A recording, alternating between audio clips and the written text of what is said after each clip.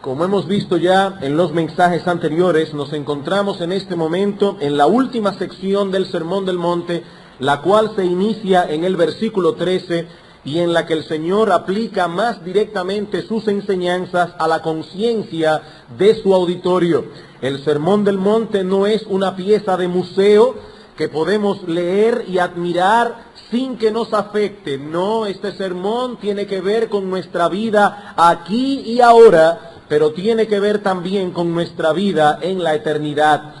El Señor concluye su discurso invitando a sus oyentes a entrar por la única vía de acceso al reino de los cielos, la puerta estrecha de la verdadera conversión, versículos 13 y 14. Entrad por la puerta estrecha, porque ancha es la puerta y espacioso el camino que lleva a la perdición, y muchos son los que entran por ella. Porque estrecha es la puerta y angosto el camino que lleva a la vida, y pocos son los que la hallan. Hay dos puertas y dos caminos. Una puerta ancha y cómoda que lleva a un camino espacioso, pero que termina en destrucción y perdición. Y una puerta estrecha y angosta que lleva a un camino estrecho también, pero es la puerta que lleva a la vida. Y ahora hemos llegado al momento en que tenemos que entrar por una de esas dos puertas. Amigos y hermanos, no podemos escuchar este sermón y permanecer neutrales, ya que en este caso no hacer nada es hacer algo. Cuando nos exponemos al Sermón del Monte, tenemos que entender que no hacer nada con este sermón es al mismo tiempo hacer algo. Seguir nuestra vida despreocupadamente es rehusar la invitación de Cristo, es permanecer fuera de la puerta. Usando la metáfora que usa el Señor en los últimos versículos del sermón, es construir una casa sobre la arena, una casa que no podrá resistir el embate de la lluvia y del viento. Versículo 24. Cualquiera pues que me oye estas palabras y las hace, le compararé a un hombre prudente que edificó su casa sobre la roca. Descendió lluvia, vinieron ríos, soplaron vientos y golpearon contra aquella casa, pero no cayó, porque estaba fundada sobre la roca. Pero cualquiera que me oye estas palabras y no las hace, le compararé a un hombre insensato que edificó su casa sobre la arena, y descendió lluvia, y vinieron ríos, y soplaron vientos, y dieron con ímpetu contra aquella casa, y cayó, y fue grande su ruina. No podemos permanecer neutrales ante las enseñanzas del Señor. O somos como el hombre sensato que edifica su casa sobre la enseñanza de Cristo, o somos como el hombre imprudente e insensato que edificó su casa sobre la arena y que cosechó una grande ruina, una vida arruinada aquí y una vida arruinada en la eternidad. Entrad por la puerta estrecha, dice el Señor, porque a pesar de su estrechez es la única que lleva a la vida.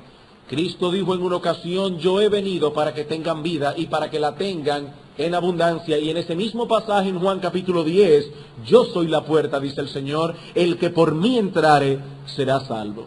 Ahora bien, hay dos grandes peligros que debemos vigilar con sumo cuidado si de veras deseamos entrar por la puerta correcta. ¿Cuáles son estos peligros?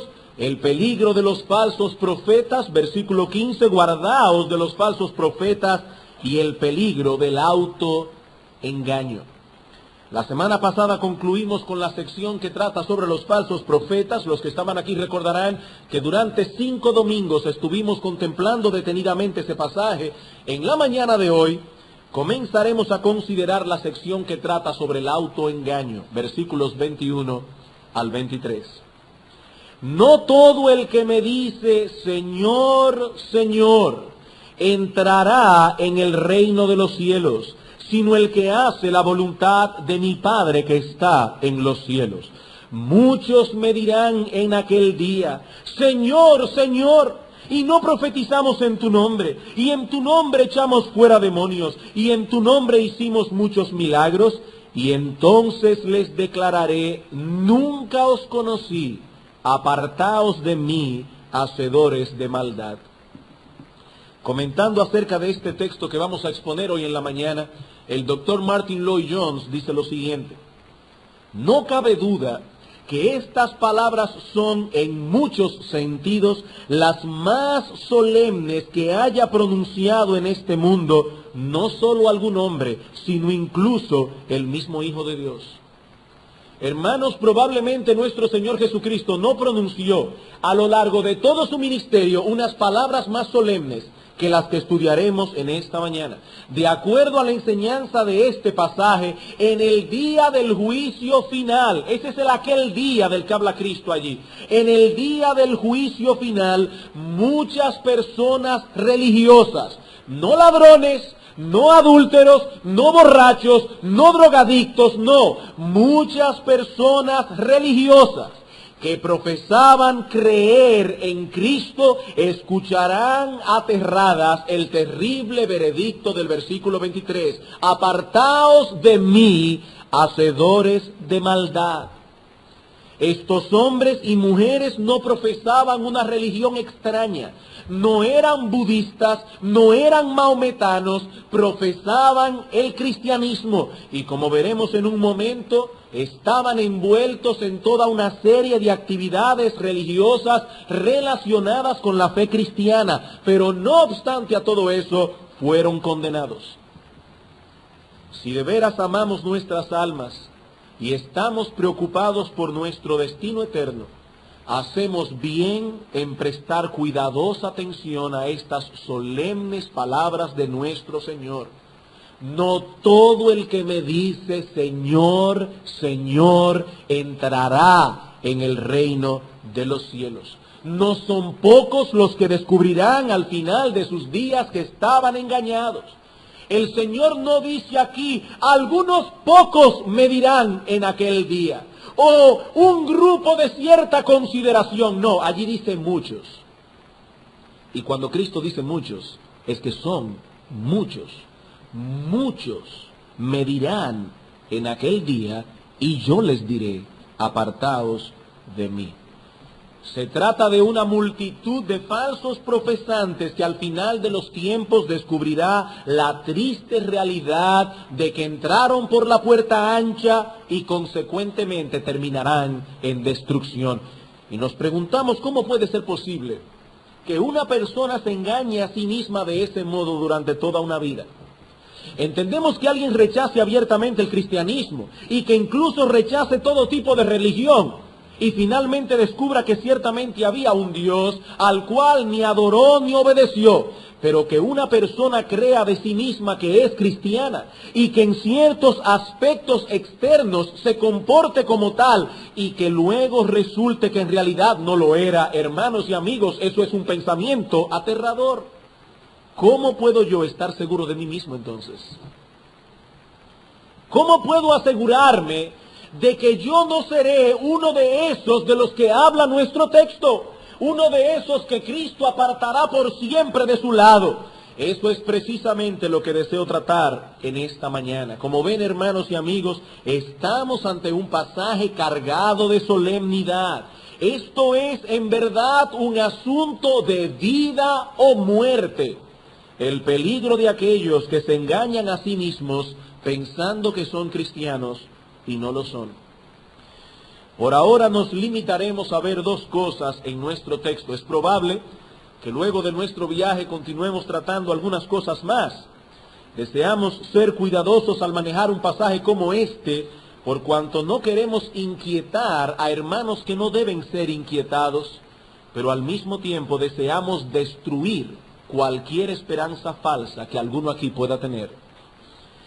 Veremos en primer lugar la base sobre la cual descansan los falsos profesantes, en base a que estas personas creían que eran creyentes.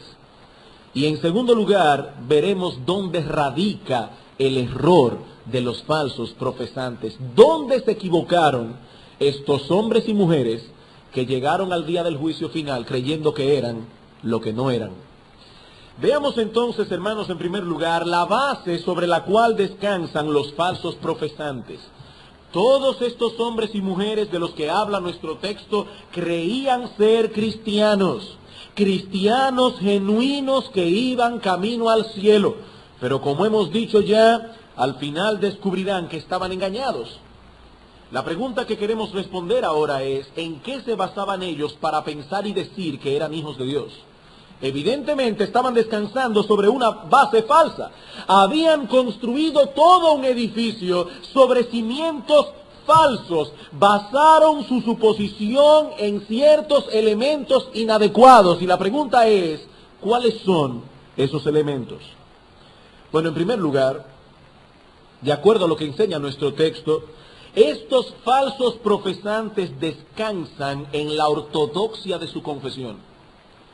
En primer lugar, estos falsos profesantes descansan en la ortodoxia de su confesión de fe. Cristo dice aquí, no todo el que me dice, no todo el que dice acerca de mí, no todo el que se dirige a mí diciendo, Señor, Señor. Estos hombres y mujeres llamaban a Cristo Señor. No lo consideraban simplemente como un gran hombre, no lo consideraban simplemente como un gran maestro, no. Ellos confesaban con su boca que Jesús es el Señor, eran ortodoxos en su confesión. ¿Y qué significa confesar que Jesús es el Señor? ¿Es simplemente decir, bueno, Señor, tú eres el Señor? Para comprender el alcance de esta declaración debemos detenernos por un momento a considerar el significado tan profundo de esta palabra que Cristo usa en nuestro texto y que Reina Valera traduce como Señor, la palabra griega kurios. Como muchos de ustedes saben, el Antiguo Testamento fue escrito en hebreo originalmente, mientras que el Nuevo Testamento se escribió en el idioma griego. Sin embargo, como el idioma hebreo fue perdiendo su uso entre los mismos judíos y muchos de ellos se encontraban dispersos fuera de Jerusalén, vino a ser necesario para esos judíos hacer una traducción griega del Antiguo Testamento hebreo. Por ejemplo, hace unos años atrás, todas las Biblias estaban en latín. La Iglesia Católica prohibía la traducción de la palabra de Dios en el idioma del pueblo. Pero ahora mismo ya tenemos la palabra de Dios traducida al español. Si la palabra de Dios solo estuviese en latín, solo los que supiesen latín podrían leerla.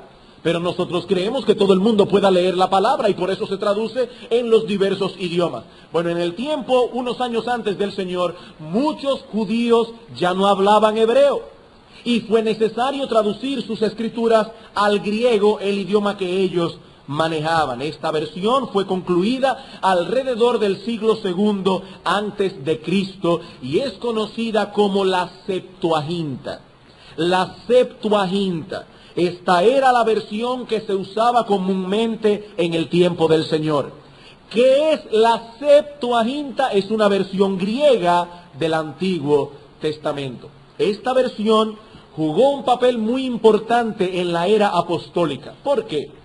Bueno, en primer lugar, porque era la Biblia que los apóstoles tenían a la mano y la que usualmente citaban en sus escritos. Casi todas las citas del Antiguo Testamento que tenemos en el Nuevo Testamento fueron sacadas de la Septuaginta. Pero también es importante esta versión porque muchas palabras que ellos usaron, es decir, los apóstoles, en el Nuevo Testamento y aún el mismo Señor, tenía una fuerte influencia del uso que se le dio en la Septuaginta. Y si no tomamos esto en cuenta, perderemos el sentido de lo que los autores del Nuevo Testamento y el mismo Señor Jesucristo nos intentan transmitir. Bien, la palabra que se traduce en nuestro texto como Señor, la palabra griega kurios, aparece unas 9000 veces en la Septuaginta. Algunas veces es usada para traducir el vocablo hebreo Adón o Adonai. Hermanos, esto no es una clase de idiomas. Ustedes van a entender luego por qué nos estamos deteniendo en todos estos pequeños detalles léxicos. La palabra kurios era usada en el Antiguo Testamento para traducir el vocablo hebreo Adón o Adonai, cuyo significado básico es gobernador, dueño legítimo o soberano. Este término aparece en muchas ocasiones para señalar a Dios como el dueño absoluto del universo, aquel que gobierna todas las cosas. ¿Qué significa entonces la palabra kurios, la palabra Señor? Bueno, esta palabra significa gobernador, dueño legítimo, rey, soberano. Pero la mayoría de las veces, y para ser más preciso, unas 6.156 veces, la palabra kurios aparece en la Septuaginta para traducir el nombre propio de Dios y que la Reina Valera traduce como Jehová. Cada vez que los autores de la Septuaginta veían la palabra Jehová en el Antiguo Testamento, la traducían con la palabra griega kurios, Señor. De hecho, es interesante notar que cada vez que los apóstoles citan el Antiguo Testamento, y hay allí algún pasaje en que aparece el nombre de Jehová, ellos lo traducían con la palabra kurios, Señor. Cuando Cristo dice entonces en Mateo 7, que estos hombres y mujeres lo reconocían a Él como el Señor, lo que quiere decirnos es que estos profesantes reconocían a Jesús como Jehová, como el Hijo de Dios encarnado y como aquel que tiene pleno derecho a reinar sobre sus vidas. Lo que estos hombres y mujeres decían es: tú eres el Señor, tú eres nuestro amo, tú eres nuestro dueño, el Dios todopoderoso hecho hombre, la segunda persona de la Trinidad. Estos hombres y mujeres no negaban la deidad de Cristo. Estos hombres y mujeres no niegan su derecho a reinar. Así que su cristología no es defectuosa. Y no obstante a eso, dice el Señor, no entrarán en el reino de los cielos. No entrarán en el reino de los cielos. Hermanos, las implicaciones de esta declaración deben ponernos a pensar. Una persona puede sentirse segura simplemente porque posee una comprensión intelectual de la teología cristiana, una comprensión intelectual de la ortodoxia cristiana. ¿Crees que la Biblia es la palabra de Dios? Sí, lo creo. ¿Crees que Jesucristo es el Hijo de Dios hecho hombre? También lo creo. ¿Crees que solo creyendo en Él podemos ser salvos? Lo creo. Eso está muy bien. Pero lo que Cristo dice aquí es que se puede creer en todo eso y aún así ser un falso profesante. Se puede creer en todo eso y aún así ser un falso profesante. No todo el que declara esta verdad entrará en el reino de los cielos. Hermanos y amigos, muchos irán al infierno con la cabeza llena de verdades evangélicas. Esa es la advertencia que el Señor nos da en este pasaje. No todo el que me dice Señor, Señor. Y lo mismo advierte Santiago en su carta. ¿Tú crees que Dios es uno? Dice Santiago, bien haces. Pero también los demonios creen y tiemblan. También los demonios creen y tiemblan. Para un judío afirmar que Dios es uno era una prueba elemental de ortodoxia. ¿Qué dice Deuteronomio 6:4? Escucha Israel, Jehová nuestro Dios, Jehová uno es. Tanto el judaísmo como el cristianismo giran alrededor de esta doctrina fundamental, el monoteísmo, la creencia de un solo Dios verdadero, en contraposición a las naciones paganas que son politeístas, como veíamos esta mañana en la clase de escuela dominical. No obstante, dice Santiago, esa ortodoxia no es suficiente, porque también los demonios saben que hay un solo Dios.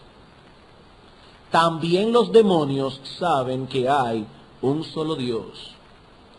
Cuidado, dice Santiago, con confiar únicamente en el hecho de que creemos ciertas cosas, porque los demonios también las creen y ellos no entrarán en el reino de los cielos.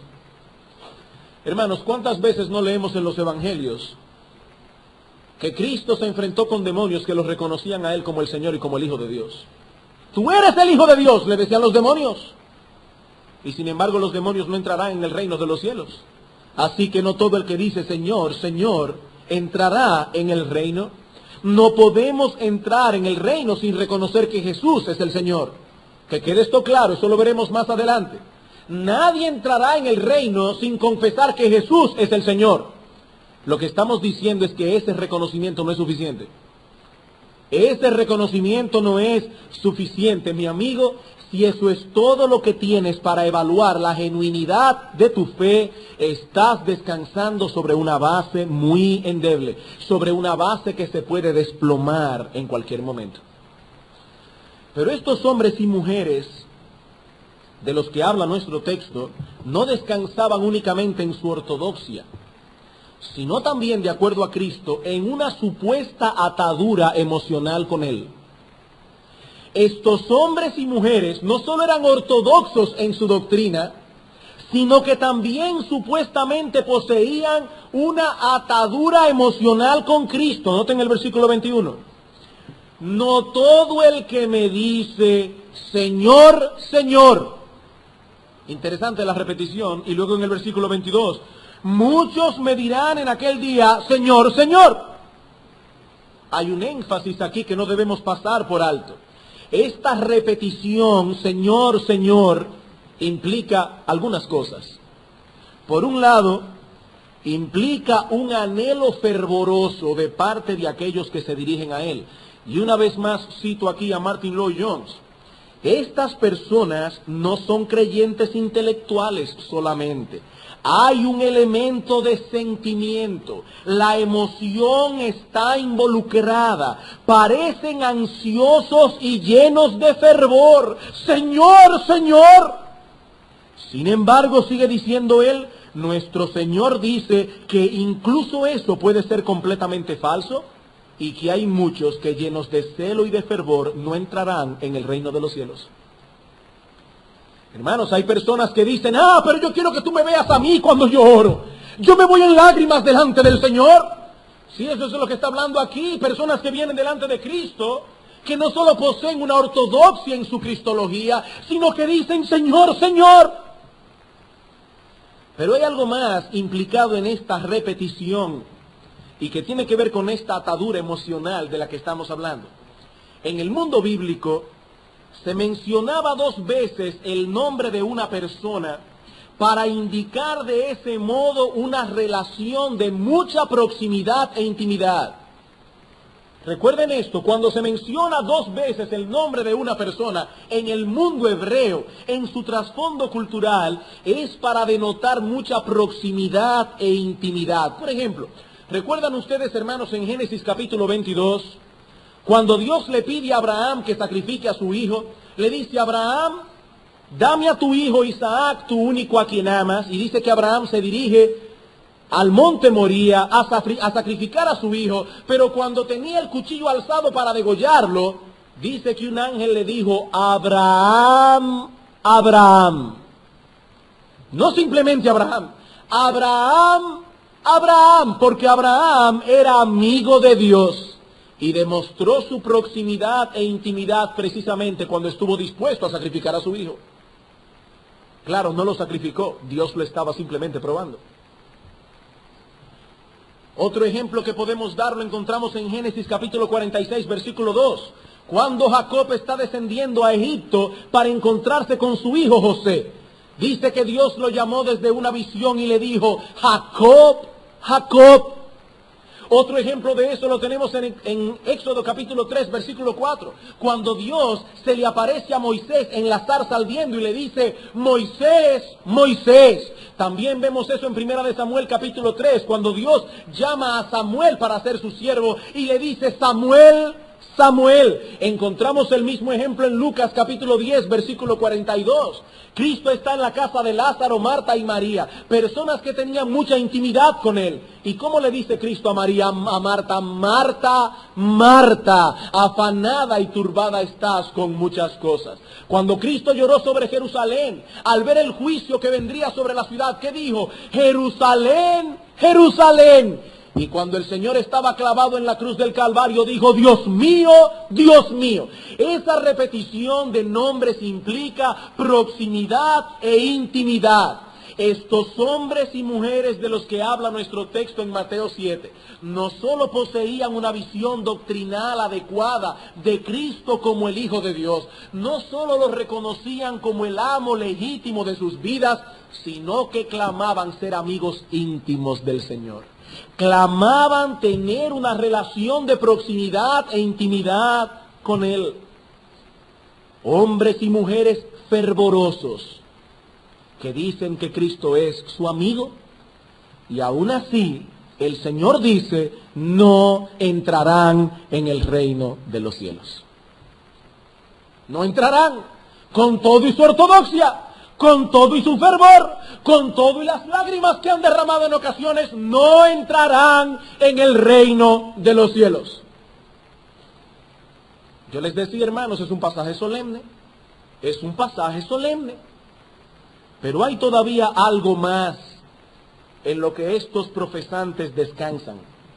No solo en su ortodoxia, no solo en su atadura emocional a Cristo, sino también, en tercer lugar, en sus actividades y capacidades en el plano religioso.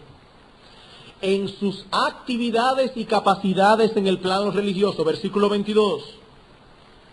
Muchos me dirán en aquel día, Señor, Señor, ¿no profetizamos en tu nombre? Y en tu nombre echamos fuera demonios, y en tu nombre hicimos muchos milagros. Hermanos, una vez más insisto en notar la palabra muchos. El Señor Jesucristo se adelanta en el tiempo, se ve a sí mismo sentado en su tribunal en el día del juicio y descorre el velo para que veamos de antemano algo que ciertamente ocurrirá ese día y que debe ser una advertencia para todos nosotros. ¿Qué es aquello que ocurrirá en el día del juicio?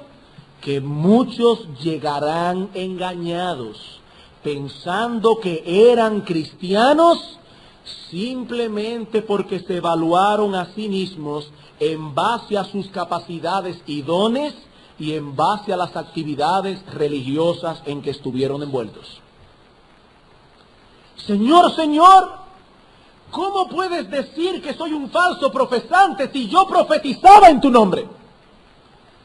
Noten algo importante, estos hombres no profetizaban en su propio nombre, ellos profetizaban en el nombre de Cristo y aún así eran falsos. Eran falsos. En la era apostólica, cuando el Nuevo Testamento no estaba aún concluido, Dios impartió a algunos la capacidad de traer la palabra de Dios en medio de la iglesia. En algunos casos podrían ser nuevas revelaciones, en otros casos simplemente era transmitir y aplicar en situaciones específicas la verdad de Dios ya revelada. Digo esto porque muchas veces cuando oímos la palabra profeta nos imaginamos a un individuo que siempre está prediciendo el futuro. No.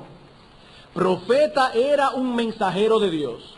Por ejemplo, de Judas y Silas, se dice en el libro de los Hechos, y por supuesto no era Judas Iscariote, se dice en el libro de los Hechos que como eran profetas, consolaron y confirmaron a los hermanos con abundancia de palabras. Lo que el Señor nos advierte en nuestro texto entonces, es que se puede hacer todo eso. Se puede hablar a los hombres la palabra de Dios y aún así no ser cristianos. Hermanos, se puede predicar en un púlpito la palabra de Dios en el nombre de Cristo y aún así no ser cristianos. ¿Acaso no tenemos en la Biblia ejemplos claros de esto? Como el ejemplo de Balaam, que en un momento dado presentó un mensaje correcto delante del pueblo, y sin embargo la Biblia dice que Balaam era un impío. La Biblia nos dice que Balaam finalmente se condenó, y lo mismo vemos en el caso del rey Saúl, que siendo un rey impío, al menos en 2 ocasiones profetizó. Hace unos domingos atrás consideramos lo que el apóstol Pablo nos dice en 1 Corintios capítulo 13, de hombres que poseen grandes capacidades de oratoria y aún la capacidad de profetizar, pero que no tienen amor. ¿Y qué nos dice Pablo de ellos? Que no son nada. No son nada. Si yo hablase lenguas humanas y angélicas y no tengo amor, si yo tuviese profecía y todo el conocimiento y no tengo amor, dice Pablo, nada soy. Alguien lo parafraseó de este modo. Es como si Pablo estuviese diciendo, puedo predicar como un ángel, puedo ser extraordinariamente elocuente, la gente me puede considerar el mejor orador del mundo, puedo hablar acerca de las cosas de Dios y con todo eso estar fuera del reino. Con todo eso estar fuera del reino. Hermanos, el mismo Pablo no dice en Filipenses capítulo 1, versículo 15, que habían personas en su tiempo que predicaban a Cristo por envidia y por contienda. Predicaban a Cristo, no predicaban otra cosa, no predicaban a Buda, no predicaban a Mahoma, predicaban a Cristo. Y seguramente lo que decían de Cristo era correcto, porque Pablo dice, yo me alegro que prediquen. Si hubiesen estado predicando un evangelio falso, Pablo no estuviera contento. Sin embargo, dice Pablo que su motivación era pecaminosa. Su deseo no era la de presentar el evangelio y la hermosura de nuestro Salvador, no. Su deseo era sobresalir por encima del apóstol Pablo. Hermanos, en el día del juicio encontraremos grandes sorpresas. En el día del juicio encontraremos grandes sorpresas. Nadie se salvará porque haya predicado bien. Nadie se salvará porque haya predicado bien. La Biblia no enseña tal cosa. En ningún lugar de la Escritura dice, todo aquel que predicare en el nombre de Cristo, y sobre todo si predica bien será salvo. No, la Biblia no dice eso. Eso es descansar sobre una esperanza falsa. Muchos me dirán en aquel día, pero Señor, Señor, yo profeticé en tu nombre, y yo les diré, nunca os conocí, dice Cristo, apartaos de mí, hacedores de maldad.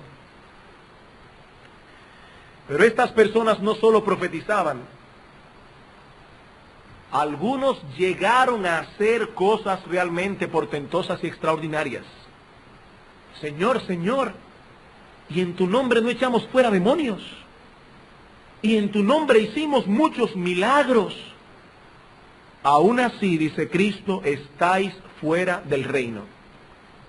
Aún así estáis fuera del reino. Ninguna de esas cosas pueden ser presentadas como una prueba de la genuinidad de nuestra fe. En Mateo 24:24 el Señor mismo nos advierte que durante esta dispensación evangélica se levantarán falsos cristos y falsos profetas y harán grandes señales y prodigios. Falsos cristos harán grandes señales y prodigios. Y en 2 Tesalónica 2:8 Pablo dice a estos hermanos, hablando del tiempo del fin, y entonces se manifestará aquel inicuo, a quien el Señor matará con el espíritu de su boca y destruirá con el resplandor de su venida, hablando del anticristo.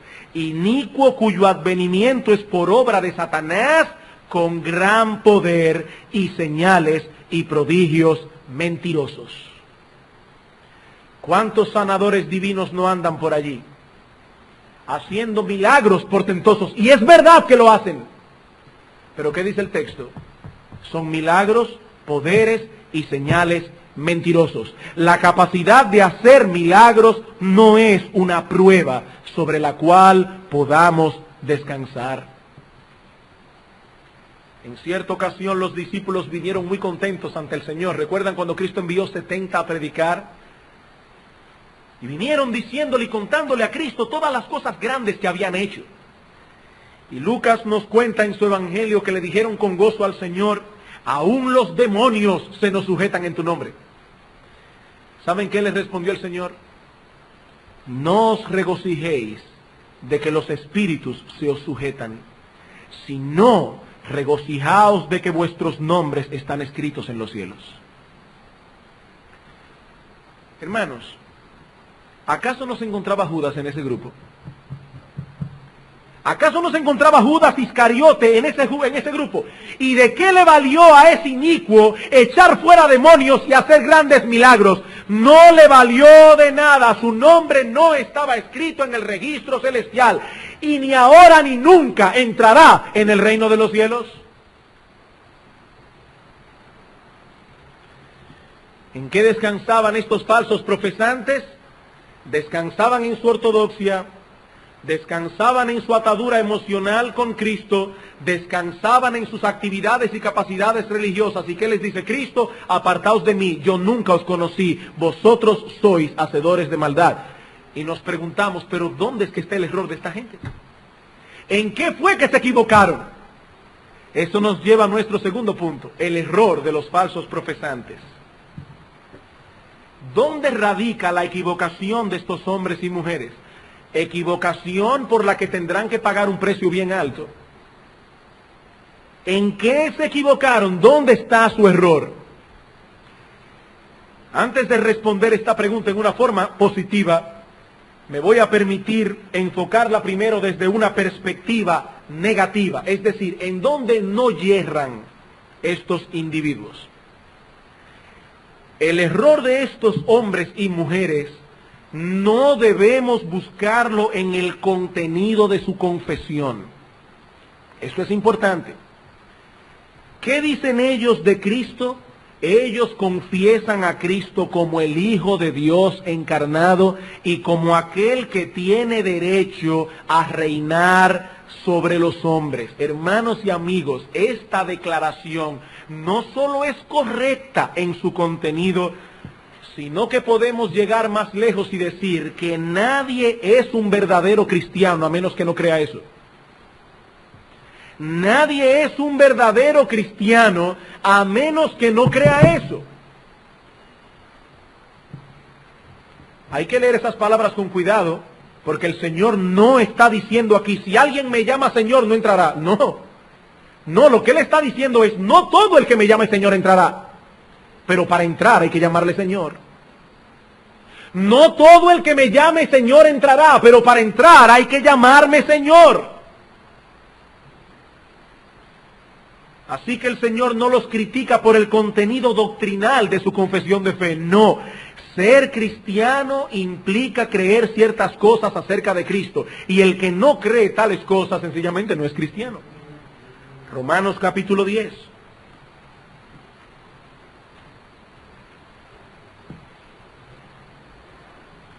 Romanos capítulo 10.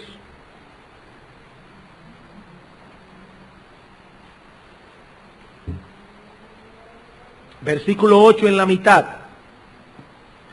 Esta es la palabra de fe que predicamos, que si confesares con tu boca que Jesús es el Señor, y creyeres en tu corazón que Dios le levantó de los muertos, serás salvo. Porque con el corazón se cree para justicia, pero con la boca se confiesa para salvación. No hay cristianismo verdadero aparte de esta verdad fundamental acerca de nuestro Salvador, que aquel que nació en un pesebre del vientre de María y que murió en una cruz por nuestros pecados, no es otro que el Hijo de Dios encarnado. O si quieren ponerlo de otro modo, Dios el Hijo, la segunda persona de la Trinidad. Lo que el Señor nos enseña en nuestro texto es que decir que creemos en esto no es suficiente. No todo el que me dice Señor, Señor, entrará en el reino de los cielos, sino el que hace la voluntad de mi Padre que está en los cielos. Ellos dicen que Cristo es el Señor, el dueño de sus vidas, el amo absoluto que tiene derecho a legislar sobre todas las áreas de su existencia. Pero a la hora de actuar, a la hora de tomar una decisión, ellos no consultan al Señor. Ellos no toman en cuenta la voluntad de Dios, sino que hacen lo que les parece más conveniente. ¿Y qué demuestran con ello? Que en verdad no creen en Cristo ni se han sometido a su señorío. Ellos dicen creer en Cristo y lo proclaman como su amo y Señor, pero todo eso no es más que pura palabrería. El yo sigue reinando soberano. Y Cristo dijo en una ocasión, si alguno quiere venir en pos de mí, niéguese a sí mismo. Destituya al yo y entonces podrá seguir a Cristo. De lo contrario, no importa lo que profeses con tu boca, no importa cuánto llores orando al Señor, no importa cuántas veces vengas a la iglesia, no importa en cuántas actividades y cosas estés sometido, usted será uno de aquellos de los que habla nuestro texto. ¿Por qué me llamáis Señor, Señor? Dice Cristo en Lucas 6:46. ¿Por qué me llamáis Señor, Señor y no hacéis lo que yo digo? ¿Por qué? Si no estás dispuesto a hacer lo que yo digo, entonces, ¿por qué dices que yo soy tu Señor? Eso es lo que está diciendo Cristo. ¿Qué es un dueño? Bueno, un dueño es aquel que hace con lo suyo lo que le place. Y si una persona no puede hacer con algo lo que le place, entonces no es dueño de ello. Bueno, de igual manera, si Cristo es nuestro Señor, entonces Él y no nosotros es quien debe determinar qué vamos a hacer con nuestra vida, cómo vamos a reaccionar en un momento dado, cómo vamos a invertir nuestro tiempo. Él es el Señor. ¿Por qué me llamáis Señor, Señor? Y a la hora de actuar, actúas como a ti te parece más conveniente. Eso yo no soy tu Señor.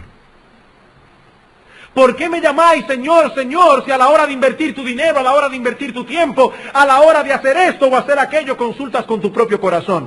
Entonces tu corazón es el Señor, yo no soy tu Señor.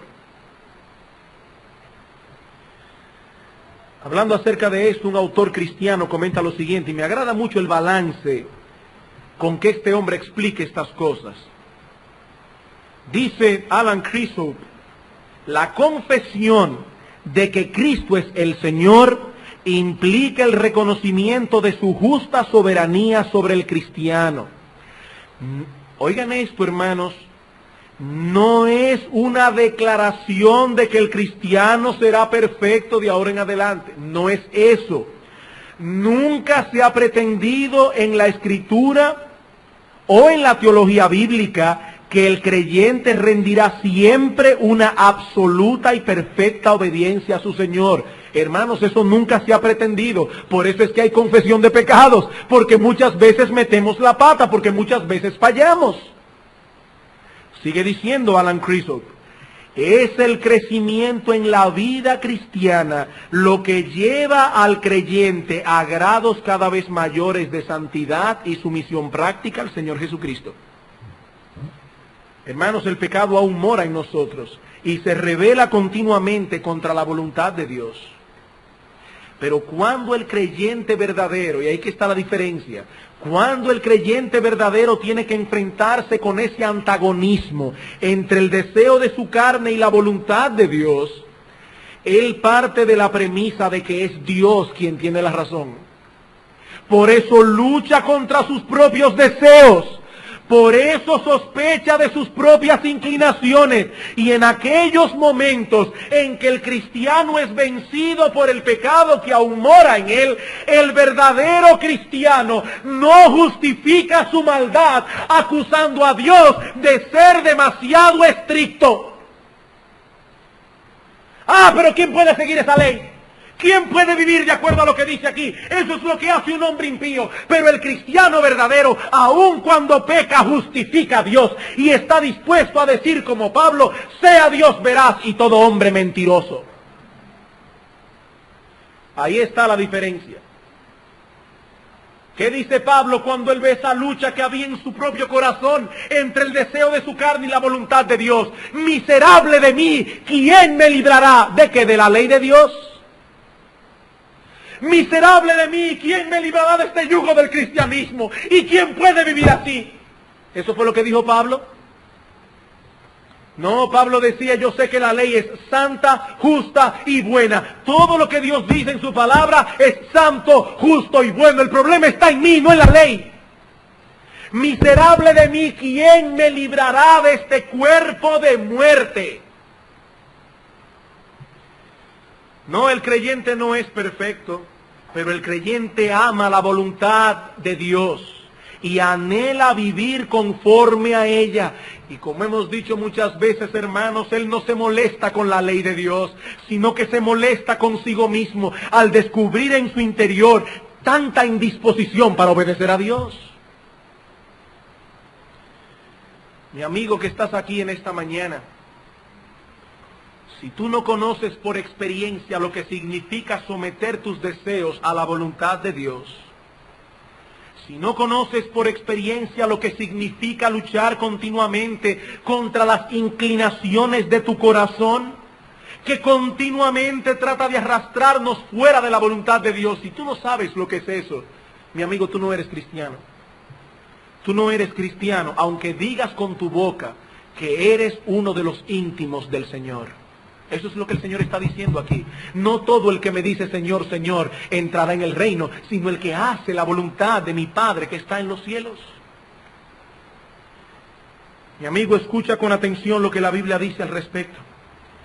En 1 de Juan, capítulo 2, versículo 3, dice el apóstol Juan: y en esto sabemos que nosotros le conocemos si guardamos sus mandamientos. El que dice, aquí está otra vez la profesión de fe, el que dice yo le conozco y no guarda sus mandamientos, el tal es mentiroso y la verdad no está en él. Versículo 6, el que dice que permanece en él debe andar como él anduvo. Mi amigo, la profesión de fe no basta. Hemos de mostrar con nuestras vidas lo que decimos creer con nuestros labios. Decir que Cristo es el Señor es reconocer su derecho a mandar y a gobernar. Y ahora yo te pregunto, ¿estás tú realmente dispuesto a dejar que Cristo mande sobre ti? ¿Estás tú realmente dispuesto a que Él te lleve en ocasiones por lugares que tú no querrás ir? Si no es así, tú corres el riesgo de escuchar en aquel día las terribles palabras del versículo 23, apartaos de mí, hacedores de maldad. Esa palabra maldad que aparece allí del griego anomia, significa literalmente transgresión de la ley.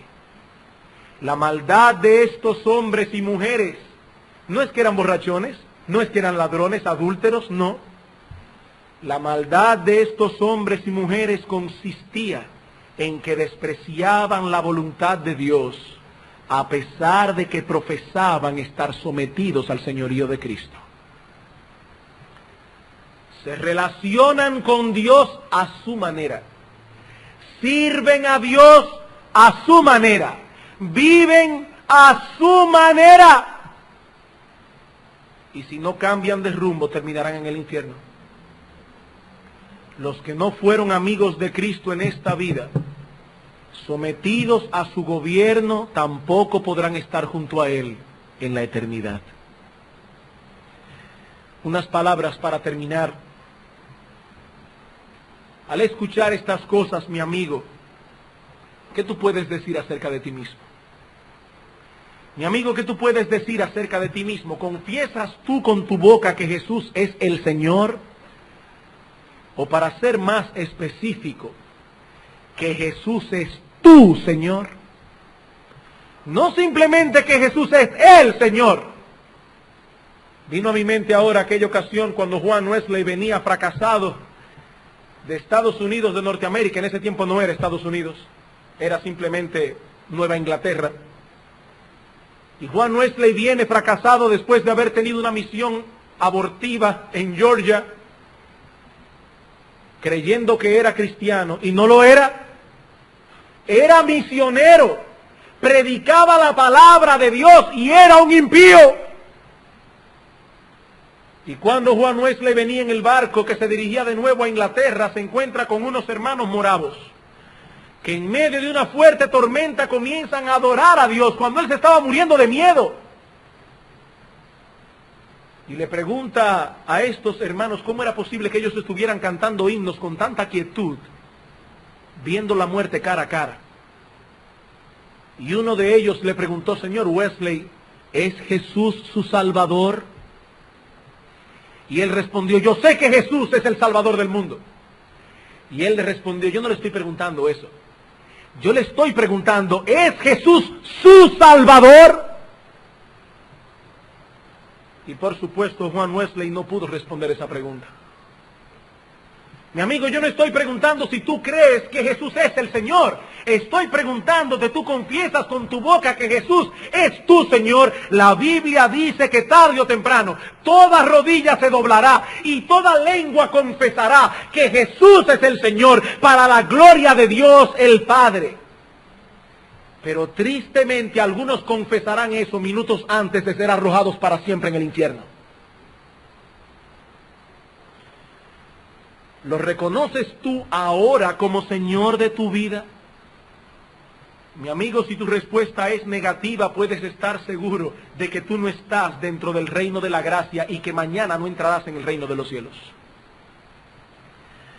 Pero si tu respuesta es positiva y tú confiesas con tu boca que Jesús es el Señor, es tu Señor, entonces recuerda, hermano, recuerda, mi amigo, que no todo el que dice Señor, Señor entrará en el reino de los cielos, sino el que hace la voluntad del Dios y Padre que está en los cielos.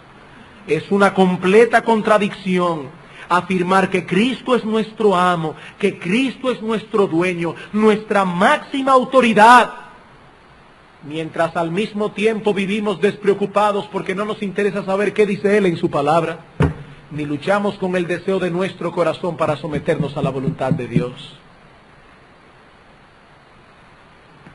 Mi amigo, si Cristo es mi Señor, yo no puedo vivir controlado por mis criterios personales, por mi lógica o por mi educación, sino por la voluntad de Cristo.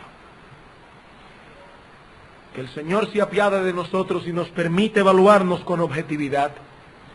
Como decíamos al principio, es nuestra intención destruir toda esperanza falsa, pero al mismo tiempo deseamos que los cristianos genuinos sean afianzados en la verdad, aun a pesar de sus luchas. Que Dios nos ayude a evaluarnos con objetividad. Vamos a orar.